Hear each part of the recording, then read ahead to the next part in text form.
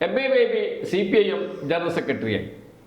85 അംഗ കേന്ദ്ര കമ്മിറ്റിയിൽ 30 പുതുമുഖങ്ങൾ. എന്ന് വെച്ചാൽ CPIM മാറുകയാണോ? മാറിയ CPIMന് ഇന്ത്യയിലുള്ള പ്രസക്തി എന്താണ്? ഇന്ത്യൻ ഇടതുപക്ഷത്തിന് കരുത്തേകാൻ കഴിയുമോ CPIMന് ഭാവിയിൽ? ഈ ചോദ്യങ്ങളാണ് ഇപ്പോൾ ഉയരുന്നത്. ഇതിൽ MA ബേബിക്ക് എന്ത് സംഭാവന നിർവഹിക്കാൻ കഴിയും? ഈ ചോദ്യങ്ങളോട് പ്രതികരിക്കാൻ സമകാലിക മലയാളം വാരിക പത്രാധിപ സമിതി അംഗം PS റംഷാദ് നമ്മോടൊപ്പമുണ്ട്. റംഷാദ്, ബേബി ജനറൽ സെക്രട്ടറിയായി കേരളത്തിൽ നിന്ന് EMSന് ശേഷം കേരളത്തിൽ പ്രവർത്തിച്ച് വളർന്നു വന്ന നേതാവ് MA ബേബി. ഇന്ത്യയിൽ ഇടതുപക്ഷത്തിൻ്റെ ഇപ്പോഴത്തെ അവസ്ഥ ഒരുപാട് ശോചനീയം എന്ന് പറയാൻ പറ്റില്ല എങ്കിലും ഒരു ശക്തി തെളിയിക്കാൻ ഇതുവരെ കഴിഞ്ഞിട്ടില്ല. ബംഗാൾ തകർച്ചയ്ക്ക് ശേഷം ഉയർന്നു വരാൻ കഴിഞ്ഞിട്ടുമില്ല. ബേബിക്ക് എന്ത് ചെയ്യാൻ കഴിയും? CPMൻ്റെയും CPM നയിക്കുന്ന കേരളത്തിലെ ഇന്ത്യയിലെ ഇടതുപക്ഷത്തിൻ്റെയും ആദർശപരമായ ആശയപരമായ ഐഡിയോളജിക്കൽ നേതൃത്വത്തിലാണ്, അതായത് CPMൻ്റെയും ഇടതുപക്ഷത്തിൻ്റെയും ആശയപരമായ നേതൃത്വത്തിലാണ് ഇന്ത്യയിൽ യഥാർത്ഥത്തിൽ ഫാസിസ്റ്റ് വിരുദ്ധ മുന്നേറ്റം നടന്നുകൊണ്ടിരിക്കുന്നത്.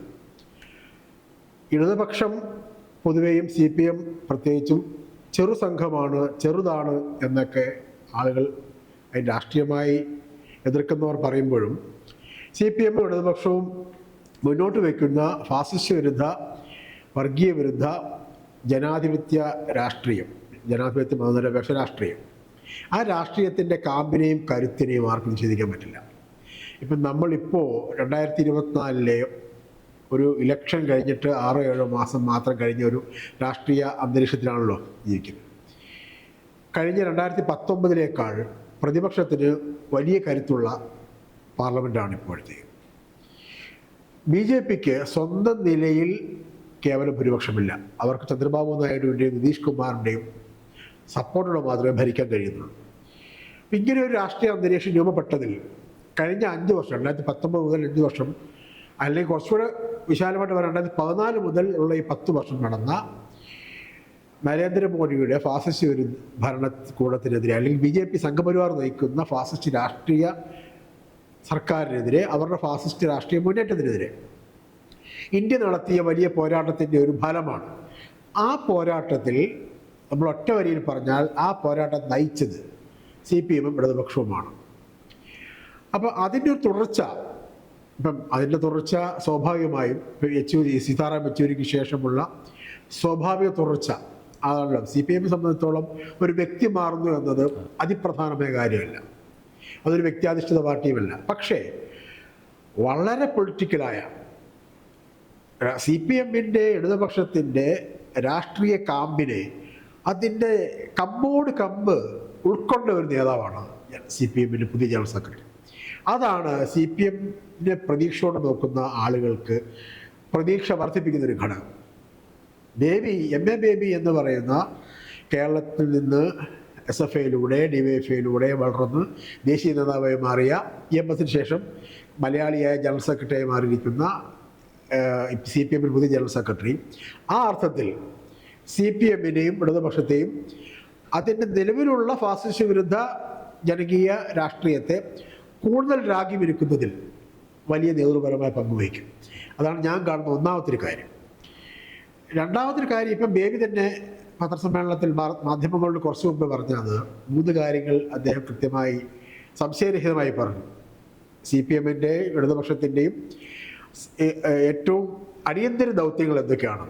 ഒന്ന്, മോഡി നയിക്കുന്ന BJP നയിക്കുന്ന സംഘപരിവാറിൻ്റെ വർഗീയ ഫാസിസ്റ്റ്, നവഫാസിസ്റ്റ് പ്രവണതകൾ പ്രകടിപ്പിക്കുന്ന ഫാസിസ്റ്റ് സർക്കാരിനെതിരെ ജനങ്ങളെ ജനാധിപത്യപരമായി കൂടുതൽ അണിനിരത്തുക.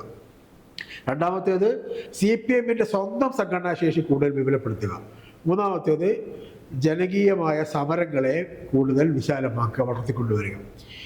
ഈ 3 തന്നെയാണല്ലോ ഒരു കമ്മ്യൂണിസ്റ്റ് പാർട്ടിക്ക് നയിക്കാനുള്ള പ്രധാന കാര്യങ്ങൾ, അല്ലേ? സമകാലിക ഇന്ത്യൻ രാഷ്ട്രീയത്തിൽ, സമകാലിക കേരള രാഷ്ട്രീയത്തിൽ അവർക്ക് ചെയ്യാനുള്ള പ്രധാനപ്പെട്ട ദൗത്യങ്ങൾ ഇതാണ്.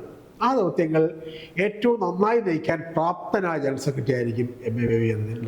ഓരോ പാർട്ടി കോൺഗ്രസ് കഴിയുമ്പോഴും ഇത്തരം ചില ലക്ഷ്യങ്ങൾ മുന്നോട്ട് വെക്കും. അത് എത്രമാത്രം മുന്നോട്ട് പോയി എന്ന് പരിശോധിക്കാൻ വീണ്ടും പാർട്ടി കോൺഗ്രസ് ചേരും, വിശകലനം ചെയ്യും. പക്ഷേ വിശകലനവും സെമിനാറുകളും ഈ ലക്ഷ്യങ്ങൾ മുന്നോട്ട് വെക്കുക എന്നതിനപ്പുറത്തേക്ക് ഇന്ത്യൻ സമൂഹത്തെ ചലനാത്മകമാക്കാൻ കഴിയുന്നുണ്ടോ LDFന്, CPIMന്? അതിൽ ബേബിക്ക് അല്ലെങ്കിൽ പുതിയ നേതൃത്വത്തിന് എന്ത് ഇടപെടലാണ് നടത്താൻ കഴിയുക? അല്ല, അതാണ് ഇനി ചെയ്യേണ്ടതെന്ന് പറഞ്ഞാൽ കൂടുതൽ ശക്തമായി നിർവഹിക്കേണ്ട ദൗത്യം. ഇപ്പം പറഞ്ഞ രണ്ടാമത്തെ കാര്യം വിപുലപ്പെടുമ്പോൾ അതിൻ്റെ എക്സ്റ്റൻഷൻ എന്ന് പറയുന്നത് ഈ പറഞ്ഞാണ്, CPMന്റെ സ്വന്തം സംഘടനാപരവും രാഷ്ട്രീയവുമായ അടിത്തറ വിപുലപ്പെടുത്തുക എന്ന് പറയുമ്പോൾ അത് ചെന്ന് കൊള്ളുന്ന പോയിന്റ് ബാലു പറഞ്ഞ പോയിന്റ് തന്നെയാണ്. അതായത് നമ്മൾ CPM കേരളത്തിൽ മാത്രം പ്രതീക്ഷ നൽകേണ്ട ഒരു രാഷ്ട്രീയ കൂട്ടായ്മ ആയി തുടർന്നു പോകാൻ കഴിയില്ല. അത് പോരാ. ബംഗാൾ തിരിച്ചു പിടിക്കണം, ത്രിപുര തിരിച്ചു പിടിക്കണം. രാജ്യത്തിൻ്റെ ഇപ്പോഴത്തെ അവസ്ഥയിൽ ഈ ഫാസിസ്റ്റ് സർക്കാരിനെതിരായ നമ്മൾ നേരത്തെ പറഞ്ഞ നമ്മളുടെ പ്രതീക്ഷയായ ഈ ഐഡിയോളജിക്കൽ ലീഡർഷിപ്പ് മാത്രം പോരാ, സംഘടനാപരമായ ലീഡർഷിപ്പ് കൂടി നയിക്കാൻ ഉള്ള പ്രാപ്തി ഇടതുപക്ഷത്തിൽ ഉണ്ടാവേണ്ടതുണ്ട്. ഒറ്റ രാത്രി കൊണ്ടോ അല്ലെങ്കിൽ കുറച്ച് മാസങ്ങൾ കൊണ്ടോ വർഷങ്ങൾ കൊണ്ടോ ഇടതുപക്ഷം വീണ്ടും പഴയ ഇടതുപക്ഷമാകുമെന്നും പാർലമെൻറ്റിൽ 66 MP വരെയുള്ള അതിനേക്കാൾ കൂടുതൽ MP പാർട്ടിയാകുമെന്നും പ്രതീക്ഷിക്കാൻ വയ്യ. പക്ഷേ ഇടതുപക്ഷത്തിന് പൊളിറ്റിക്കലി ഡിപ്പെൻഡ് ചെയ്യുന്ന, വിശ്വസിക്കുന്ന, ട്രസ്റ്റ് ചെയ്യുന്ന ആളുകളുടെ എണ്ണം ഇപ്പോഴത്തേക്കാൾ കൂടുതൽ കൂട്ടേണ്ടതുണ്ട്. അത് നമ്മളിപ്പോൾ കേരളത്തിൽ നിന്നുകൊണ്ട് നോക്കുമ്പോൾ, ഇന്ത്യൻ സാഹിത്യത്തിൽ പൊതുവെ നോക്കുമ്പോൾ ഓരോ സാമുദായിക വിഭാഗങ്ങളെ തന്നെ എടുത്തുകൊണ്ട് അത്തരം പ്രവർത്തനങ്ങൾ നടത്തേണ്ടതുണ്ടെന്ന് തോന്നുന്നത്, അല്ലേ? കാരണം ഫാസിസ്റ്റ് ശക്തികൾ വർഗീയമായിട്ടാണ് ഇന്ത്യയെ ചേർന്നിരിക്കാൻ ശ്രമിക്കുന്നത്. അപ്പോൾ നമ്മൾ എല്ലാ വിഭാഗങ്ങൾക്കും കൂടുതൽ ആത്മവിശ്വാസം നൽകേണ്ടതുണ്ട് എന്ന് CPMന് ബോധ്യമുണ്ട്. അതുകൊണ്ടാണല്ലോ ഇപ്പോൾ ശരിക്കും പറഞ്ഞാൽ സോഷ്യൽ മീഡിയ ഒക്കെ നോക്കുമ്പോൾ നമുക്ക് അത്ഭുതം തോന്നും. ഈ വളരെ CPM വിരുദ്ധമായ രാഷ്ട്രീയം പ്രത്യക്ഷത്തിൽ പറഞ്ഞുകൊണ്ടിരുന്ന ചില ആളുകൾ പോലും പലസ്തീൻ ഐക്യദാർഢ്യത്തിന് CPMന്റെ മുഴുവൻ പ്രതിനിധികളും കഫിയ ധരിച്ചു വന്നപ്പോൾ അവർ കോരിത്തെരിപ്പോടുകൂടി അങ്ങനെ തുറന്നു പറഞ്ഞുകൊണ്ട് തന്നെ അവർ പറയുകയാണ്, ഈ രാഷ്ട്രീയമാണ് ഇന്ത്യയുടെ പ്രതീക്ഷ എന്ന് പറയുകയാണ്. അതൊരു ചെറിയ കാര്യമല്ലല്ലോ. അതുപോലെ തന്നെ ജബൽപൂരിൽ അല്ലെങ്കിൽ ഇന്ത്യയുടെ പല ഭാഗങ്ങളിലും ക്രൈസ്തവ ന്യൂനപക്ഷം ആക്രമണം നേരിടുമ്പോൾ അതിനെതിരെ ശക്തമായ നിലപാട് ഇവരീ നമ്മുടെ കേരളത്തിലെ കോൺഗ്രസ് പറയുന്നത് CPMും മുഖ്യമന്ത്രി പിണറായി വിജയനും സംഘപരിവാറിൻ്റെ വിനീത വിധേയരാണെന്നാണ്. അത് അവർ വിനീത വിധേയരായതുകൊണ്ട് അവർ ഇദ്ദേഹത്തെ ടാർഗറ്റ് ചെയ്യുന്നതാണ്. കൃത്യമായ അതാണല്ലോ രാഷ്ട്രീയം. ആര് പറയുന്നു, ആ രാഷ്ട്രീയം ആരെ കൊള്ളുന്നു, ആരെ ഉന്നം വയ്ക്കുന്നു, എവിടെ ചെന്ന് കൊള്ളുന്നു എന്നാണ് പ്രധാനം. പിണറായി വിജയനും CPMും MA ബേബിയും ഇടതുപക്ഷവും കൃത്യമായി ഫാസിസ്റ്റ് വിരുദ്ധ രാഷ്ട്രീയം പറയുന്നു. ജോൺ ബ്രിട്ടാസ് നമ്മൾ മറന്നുകൂടാ. പാർലമെന്റിൽ ഇന്ത്യയുടെ ഫാസിസ്റ്റ് വിരുദ്ധ രാഷ്ട്രീയത്തിന് മുഖമായി അദ്ദേഹം മാറിക്കഴിഞ്ഞു, അല്ലേ? അദ്ദേഹം ഉൾപ്പെടെയുള്ള കേരള MP കെ രാധാകൃഷ്ണൻ കഴിഞ്ഞ ദിവസം പ്രസംഗമൊന്നും നമുക്ക് വിസ്മരിക്കാൻ പറ്റില്ല. അപ്പം കൃത്യമായും ഈ എവിടെ ചെന്ന് കൊള്ളണമെന്ന് ഉന്നം വെച്ചുള്ള രാഷ്ട്രീയ പ്രവർത്തനമാണ് ഇടതുപക്ഷം നടത്തിക്കൊണ്ടിരിക്കുന്നത്. അത് പ്രതീക്ഷ നൽകുന്ന രാഷ്ട്രീയമാണ്. അതിൻ്റെ അടിത്തറ കൂടുതൽ വിവരപ്പെടുത്താൻ CPM കൂടുതൽ കാര്യങ്ങൾ 1, 2, 3 എന്നിവർ ചെയ്യും എന്ന് തന്നെയാണ് നമുക്ക് പ്രതീക്ഷിക്കാവുന്നത്, അല്ലേ? തീർച്ചയായും ആ പ്രതീക്ഷയിലാണ് നമ്മൾ ഇന്ത്യ നോക്കുന്നത്, കേരളം നോക്കുന്നത്. MA ബേബിയെ സംബന്ധിച്ച് മറ്റൊരു പ്രത്യേകത കൂടിയുണ്ട്. സ്കൂളിൽ നിന്ന് ഒരു സ്കൂൾ വിദ്യാർത്ഥിയാവുമ്പോൾ KSFൽ വന്ന്, സ്റ്റുഡൻസ് ഫെഡറേഷനിൽ വന്ന്, പിന്നീട് SFI ആയി, അത് കഴിഞ്ഞ് DYFI ആയി. എന്ന് വെച്ചാൽ താഴെ തട്ടിൽ നിന്ന് വളർന്നു വന്ന ഒരു നേതാവാണ്. അതോടൊപ്പം തന്നെ ക്യൂബ ലോക കമ്മ്യൂണിസ്റ്റ് പ്രസ്ഥാനത്തോടൊപ്പം നടക്കുന്ന ആൾ കൂടിയാണ്. ആദ്യമായി ക്യൂബൻ ഐക്യദാർഢ്യ സമിതി രൂപീകരിക്കുമ്പോൾ അതിൻ്റെ നേതാവായി നിന്ന് ലോക സോഷ്യലിസ്റ്റ് പ്രസ്ഥാനത്തോടൊപ്പം ചേർന്ന് നിന്ന് DYFI നേതാവായിരിക്കുമ്പോഴാണ് ചെഗുവേരയെ ഇന്ത്യക്ക് പരിചയപ്പെടുത്തി കൊടുക്കുകയും അതിനുവേണ്ടി നല്ല ഇടപെടൽ നടത്തുകയും ചെയ്യുന്നത്. ആ ഘട്ടത്തിലാണ് DYFIയുടെയും SFIയുടെയും ഐക്കണായി ചെഗുവേര മാറുന്നത്.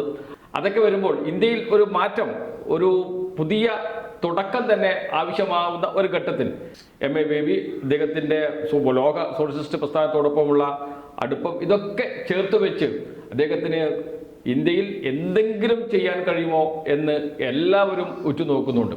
അതിന് അനുസൃതമായ ഒരു കേന്ദ്ര കമ്മിറ്റിയെയും രൂപീകരിച്ചിട്ടുണ്ട് എന്നതും 24ാം പാർട്ടി കോൺഗ്രസിൻ്റെ സംഭാവനയാണ്. കാരണം 85 അംഗങ്ങളിൽ 30 പേർ പുതുമുഖങ്ങളാണ് എന്നത് ചെറിയ കാര്യമല്ല. അടുത്ത കാലത്തൊന്നും ഇത്ര വലിയ മാറ്റം CPMന്റെ കേന്ദ്ര കമ്മിറ്റിയിൽ ഉണ്ടായി എന്ന് പറയാൻ കഴിയില്ല. പോൾ ബ്യൂറോയിൽ 6 പേരാണ്, ഇന്ത്യൻ കമ്മ്യൂണിസ്റ്റ് പാർട്ടിയുടെ മുഖമായി നിന്ന 6 പേരാണ് ഒഴിയുന്നത്. എന്ന് വെച്ചാൽ അവിടത്തേക്ക് പുതിയ ആളുകൾ വരികയാണ്. ബിജു കൃഷ്ണനെ പോലെ, അരുൺകുമാറിനെ പോലെ, മറിയൻ ധവളയെ പോലെയുള്ള പുതിയ മുഖങ്ങൾ കടന്നു വരികയാണ്.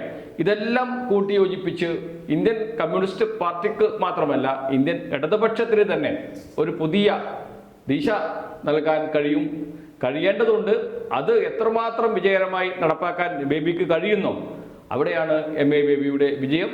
അത് ഇന്ത്യൻ കമ്മ്യൂണിസ്റ്റ് പാർട്ടിയുടെ വിജയവും കൂടിയാണ്, ഇടതുപക്ഷത്തിന്റെ വിജയവും കൂടിയാണ്. അങ്ങനെയല്ലേ? അതാണ്. അതായത് ഈ നേരത്തെ ബാലു പറഞ്ഞതുപോലെ ഈ ലോകത്തെമ്പാടും വിവിധ തലങ്ങളിൽ വിവിധ തലത്തിലും നടക്കുന്ന ഈ ജനാധിപത്യത്തിനും സ്വാതന്ത്ര്യത്തിനും വേണ്ടിയുള്ള വിമോചന പോരാട്ടങ്ങളുണ്ട്.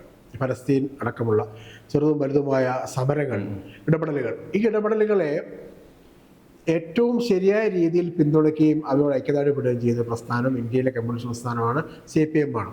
ആ കാര്യത്തിൽ ഈ പറഞ്ഞ പോലെ പണ്ട് മുതലേ MA ബേബിയുടെയൊക്കെ സംഭാവനകൾ വലിയ പങ്ക് വച്ചിട്ടുണ്ട്. പിന്നെ വേറൊരു കാര്യം, ഈ പറഞ്ഞതുപോലെ കേരളത്തിൻ്റെ ഇടതുപക്ഷ ജനാധിപത്യ മുന്നണി ഗവൺമെൻറ്റിൻ്റെ ഭരണ തുടർച്ച, ഈ ഭരണ തുടർച്ചയുടെ ഒരു അന്തരീക്ഷത്തിലാണ് ഇപ്പോൾ 24-ാം പാർട്ടി കോൺഗ്രസ് നടക്കുന്നത്. ഈ ഭരണ തുടർച്ച എന്ന് പറയുന്നത് കേവലമായ ഒരു ഗവൺമെൻറ് മാറ്റമല്ല, അതൊരു രാഷ്ട്രീയമായി ഈ കേരളത്തിലെ ജനങ്ങൾ ഇടതുപക്ഷം നൽകിയ തുടർച്ച കൂടിയാണ്. അപ്പോൾ ആ തുടർച്ചയുടെ ആത്മവിശ്വാസമൊക്കെ ദേശീയ തലത്തിൽ ഇടതുപക്ഷത്തിൻ്റെ കൂടുതൽ മുന്നേറ്റത്തിന് കരുത്ത് പകരും എന്നതിനാണ് പ്രതീക്ഷ. ആ കൂട്ടത്തിൽ നമ്മൾ നേരത്തെ പറഞ്ഞ തുടർച്ചയായിട്ട് പറയേണ്ട ഒരു കാര്യം, ഇപ്പം മുതിർന്ന മാധ്യമപ്രവർത്തകരിൽ ഒരാൾ കൂടിയായ ജോൺ ബ്രിട്ടാസ്